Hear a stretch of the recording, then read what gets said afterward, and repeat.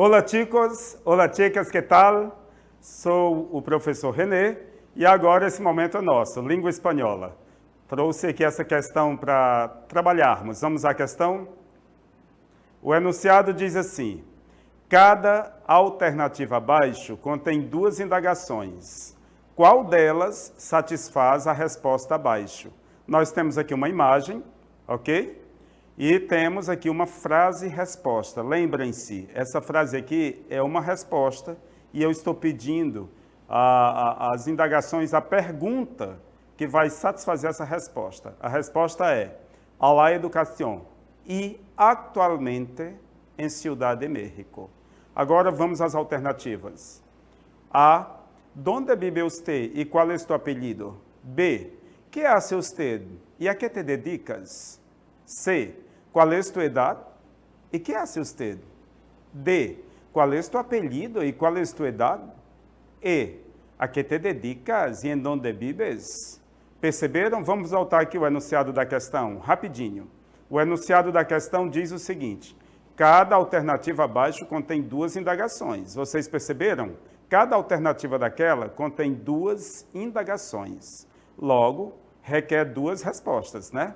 Qual dessas alternativas satisfaz esta frase-resposta que está abaixo da imagem, ok? Leia de novo as alternativas, leia a frase-resposta e trabalhe, apresente, né, a resposta correta. Agora é com vocês.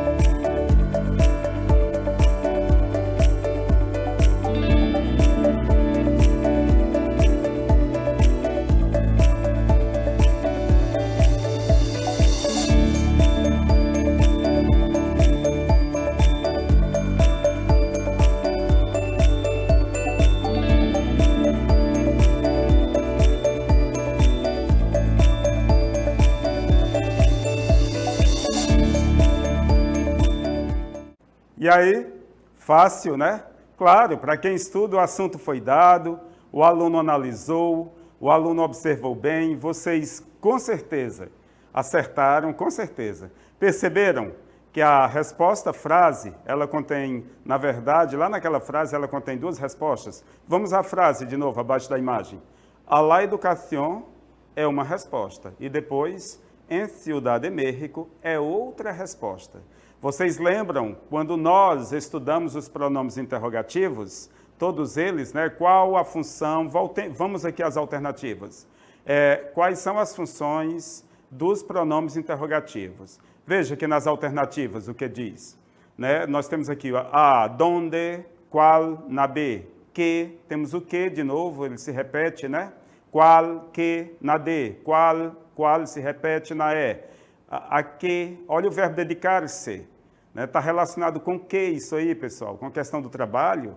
Depois, donde, olha o verbo vivir. Na aula que eu trabalhei com vocês, os pronomes interrogativos, junto eu trabalhei o quê? Os verbos. Lembram disso?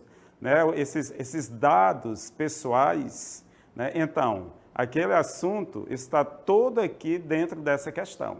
Né? Então, para responder aquela resposta frase, que tem duas respostas, necessitamos de duas perguntas. Logo, a alternativa correta, que eu sei que vocês acertaram, é... Vamos aqui ao comentário da questão. A alternativa é. Vamos lá, então, por quê? A frase-resposta, mencionada no enunciado da questão, contém duas respostas, que logicamente requer duas indagações. Claro, se tem duas respostas, vai precisar de duas indagações, ok? Todas as alternativas contêm duas indagações, todas. E eu mostrei para você, né? Qual, onde e tal, né? Mas somente a letra E, a alternativa E, oferece as indagações completas. Por exemplo, a que te dedicas? Não é uma indagação? A que te dedicas? Resposta, me dedico a la educación. Lá está só o núcleo, né? E depois, e em donde vives? Olha, o pronome interrogativo donde dá a ideia de quê? De lugar, né? Vives, de morar, de viver. Em donde vives? Vivo em Ciudad de México. Só que a resposta está simplesmente a la educación e atualmente em Ciudad de México. Atualmente entra aí só para organizar melhor a frase, ok? Então, a alternativa é a alternativa correta. Parabéns a todos que acertaram.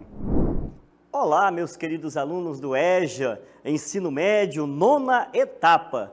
Sou o professor Rosângelo Assis e estou hoje aqui para trabalharmos o nosso Exercitando. Sou o professor de Filosofia. Vamos para as nossas correções hoje dos nossos exercícios, né? A aula 57, correção do Exercitando de Filosofia.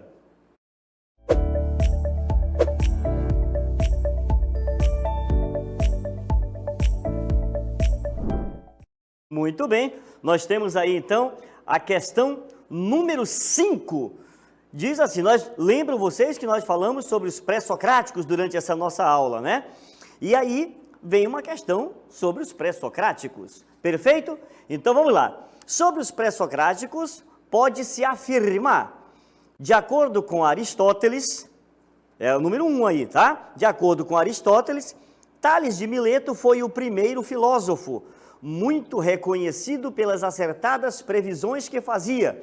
Tales defendia a ideia da existência de um elemento primordial, arqué, originário e fundante, uma massa geradora dos seres, contando em si todos os elementos contrários, o apeiron.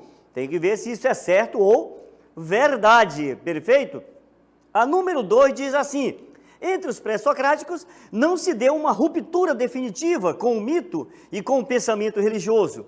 Haja vista as contribuições de Pitágoras e Demócrito. Verdade? Falso? Vamos ver. E a terceira, também chamados de filósofos da natureza, os pré-socráticos buscaram respostas sobre a physis e a natureza humana. Por isso, este período da filosofia é denominado período cosmológico. Número 4, vamos ver. Ao afirmar que o ser é e o não ser não é, Parmênides está colocando em evidência aquilo que viria a ser a base do idealismo platônico. Verdade ou mentira isso daí? Certo ou errado? E o número 5. Para Demócrito, tudo o que existe no universo nasce do acaso ou da necessidade. Demócrito fora contemporâneo de Sócrates e precursor da teoria atômica. Muito bem. Essa é a nossa questão que estava aí no exercitando para nós respondermos. Aí o que a gente tem que responder aí? Da letra A, B, C, D ou E, né? Somente a 2, a 4, a 5 são verdadeiras? 3, 4, 5 são verdadeiras? Ou só a 4 e a 5? A 2 e a 5 são verdades ou todas são verdadeiras? Vamos tentar encontrar essa resposta aí direitinho, porque é importante a gente entender o seguinte: dentro de tudo aquilo que nós vimos lá nas perguntas, né? Vocês vão perceber o quê? Que os filósofos pré-socráticos, eles são os filósofos que antecederam a Sócrates, perfeito? Ótimo. Então, baseado nisso, vamos ver qual é a resposta certa? Então, a resposta certa é a letra A. É a letra A, né? Porque significa que nós temos duas questões erradas ali. O que a gente pode entender aí? Os filósofos pré-socráticos fazem parte do primeiro período da filosofia grega. Eles desenvolveram suas teorias do século 7 ao século 5 a.C. e recebem esse nome pois são os filósofos que antecederam Sócrates. Esses pensadores, eles buscavam nos elementos da natureza as respostas sobre a origem do ser e do mundo, focando principalmente nos aspectos da natureza. Por isso, esses pré-socráticos eram chamados de filósofos da physis ou filósofos da natureza.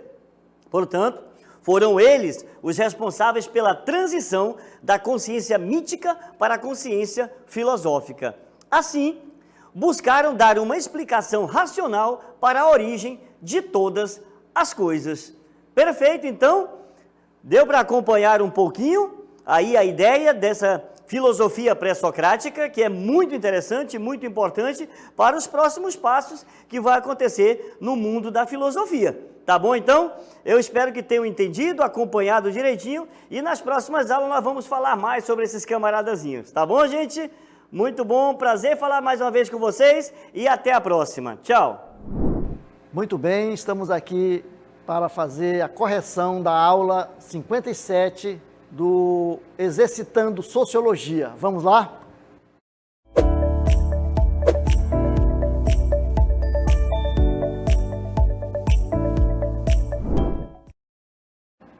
Muito bem, vamos então aqui para o gabarito da questão 8, né, do nosso Exercitando. Diz o seguinte: Jacques Delors, em 1998, no livro Educação, um tesouro a descobrir, aponta como principal consequência da sociedade do conhecimento a necessidade de uma aprendizagem ao longo de toda a vida, fundamentada em 4 pilares que são, ao mesmo tempo, pilares do conhecimento e de formação continuada. Esses pilares podem ser tomados também como bússola para nos orientar rumo ao futuro da educação. São eles. Aí nós temos 5 alternativas. A alternativa A diz: aprender a conhecer, aprender a fazer, aprender a viver juntos e aprender a ser. B, aprender a conhecer, aprender a conviver, aprender a avaliar, aprender a superar. Alternativa C, aprender a fazer, aprender a avaliar, aprender a superar, aprender a ser. Alternativa D, aprender a viver juntos, aprender a ser, aprender a avaliar, aprender a superar. E na alternativa E diz o seguinte: aprender a fazer, aprender a conhecer e aprender a viver juntos e aprender a lutar. Então, qual dessas alternativas é a alternativa correta? Vamos então ver qual é a alternativa correta? Muito bem, olha aqui. Diz que é a alternativa A. Alternativa A. Por que que é a alternativa A? Porque Jacques Delors, no seu livro, ele traz, foi um livro pedido que ele escrevesse pela Unesco, né, a organização, um braço da ONU para a educação e a cultura, que diz que os 4 pilares descritos por Jacques Delors em Educação, um Tesouro a Descobrir são aprender a conhecer, aprender a fazer, aprender a viver juntos e aprender a ser. Muito bem, vocês acertaram, porque vocês marcaram a alternativa A. Muito bem. parabéns para vocês pela atividade, pela resolução da questão proposta. A gente fica feliz em participar com vocês dessa aprendizagem, desse processo de aprendizagem e até uma próxima aula, até um próximo exercitando, para a gente colocar em prática aí os nossos conhecimentos de sociologia, tá bom? Até lá!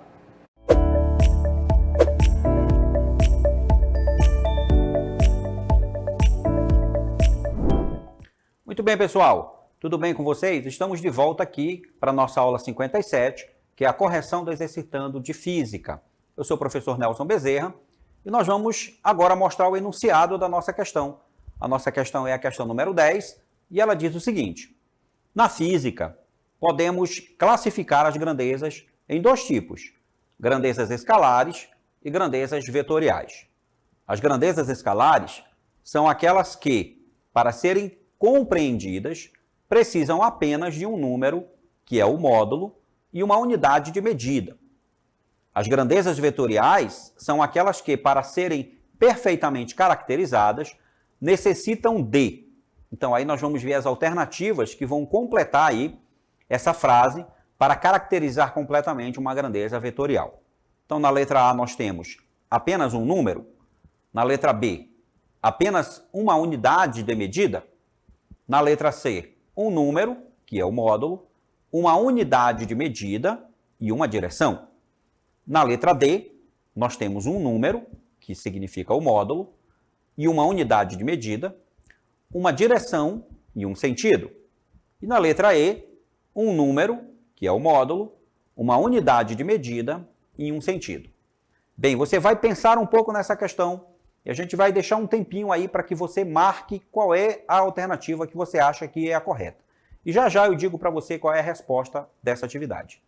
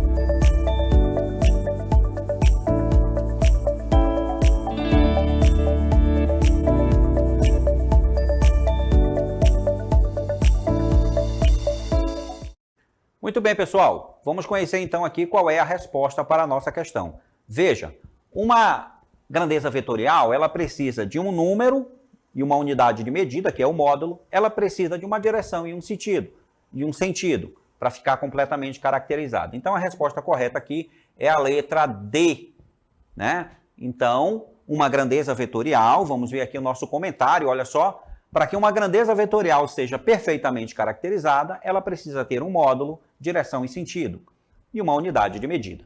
Então, a nossa resposta aí é a letra D. Eu agradeço a participação de vocês e até a próxima.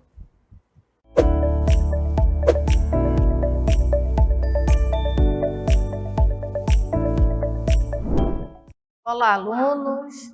Sejam bem-vindos à nossa aula. Hoje nós vamos de correção do exercitando de Química. Eu sou a professora Cristiane Marques e as professoras Yara e a professora Darlinda, elas estão aí no chat auxiliando vocês. Tirem suas dúvidas, coloquem a resposta da nossa questão e eu vou aqui explicando como chegarmos ao nosso resultado, ok? Então vamos lá para a nossa questão. Questão 11. Em Química, existem processos de separação de misturas com diversas finalidades. Um deles é a separação de misturas homogêneas. Vou grifar aqui para vocês. Homogêneas quando os componentes das misturas são líquidos e possuem pontos de ebulição diferentes. É correto afirmar que, primeiro vamos entender aqui a questão. Existem vários processos de separação de misturas. E aí nós temos dois tipos de misturas, misturas homogêneas e misturas heterogêneas. Estudamos a separação de misturas homogêneas. Relembrando, as soluções homogêneas são aquelas em que apresentam uma única fase. As substâncias estão ali misturadas, mas apresentam uma única fase. E aí elas são difíceis de separar, mas a gente consegue fazer a separação por alguns processos. E existem, o que nós estudamos aqui, dois processos de destilação. O que é a destilação? A destilação consiste em separar misturas homogêneas através do aquecimento da mistura e depois se resfria para poder ocorrer a mudança de fase e a gente conseguir separar. Então, vou relembrar, a destilação simples, ela ocorre quando a mistura tem sólido e líquido. E a destilação fracionada, ela ocorre entre líquido e líquido. E é isso que a nossa questão está informando. O que ela está dizendo aqui? Que existem misturas homogêneas de componentes. Aqui na nossa mistura, esses componentes da mistura são líquidos. E aí, esses líquidos, eles possuem pontos de ebulição diferentes. Isso permite fazer com que ocorra o aquecimento e aí a gente vai conseguir fazer a separação desses dois líquidos. Então, nesse processo, é correto afirmar que esse processo denomina-se. Vamos lá para as alternativas. Decantação, destilação simples, destilação fracionada, flotação ou cromatografia. Se é mistura homogênea, já sabemos que é destilação. Então, aqui, decantação, flotação e cromatografia, elas estão fora da nossa alternativa. E quando a questão fala que são misturas homogêneas de líquidos, qual é a nossa alternativa correta? Existem dois tipos de destilação, a destilação simples e a destilação fracionada. A destilação simples ocorre entre sólido e líquido. E a destilação fracionada ocorre entre líquido e líquido. Então, a alternativa correta para a nossa questão, qual é? É a letra C, destilação fracionada. O que é a destilação fracionada? É o método utilizado para separar os componentes líquidos de uma mistura homogênea, sendo que esses líquidos devem possuir pontos de ebulição diferentes. Durante o processo, ambos os materiais líquidos passam para o estado gasoso. É o que a gente observa na separação do petróleo. O petróleo, as suas frações são separadas através da destilação fracionada. Espero que vocês tenham entendido, tenham acertado e até a próxima aula. Obrigada. Olá a todos, eu sou a professora Manuela, de Matemática, e a nossa aula de hoje vai ser o exercitando de matemática, nossa aula 57. Então, vamos à nossa questão.